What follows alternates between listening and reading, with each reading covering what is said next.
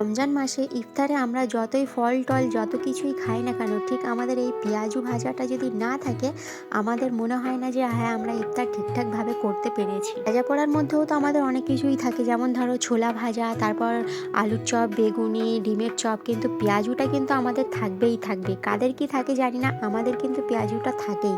তো সেই জন্য দেখো আজকে ইফতারের জন্য পেঁয়াজু বানানো হচ্ছে। এতে আছে পেঁয়াজ কুচি, ধনেপাতা কুচি, কাঁচা লঙ্কা কুচি, আর গুঁড়ো মশলার মধ্যে আছে লবণ, হলুদ গুঁড়ো, লঙ্কা গুঁড়ো, সামান্য একটু জিরে গুঁড়ো দিয়ে আর বেসন দিয়ে বেশ ভালো করে মিশিয়ে পেঁয়াজুটা বানাচ্ছি। আর এটা কিন্তু খেতে খুবই ভালো লাগে। কিন্তু হ্যাঁ, একটা কথা, ইফতারের যে এই পেঁয়াজুর যে টেস্টটা, এটা কিন্তু আবার অন্য সময় পাওয়া যায় না। তোমরা কিন্তু খেয়াল করে দেখো, ইফতারের এই পেঁয়াজুটা একমাত্র এই রোজার মাসেই পাওয়া যায়। তো চলো, অনেক কথা হয়ে গেছে।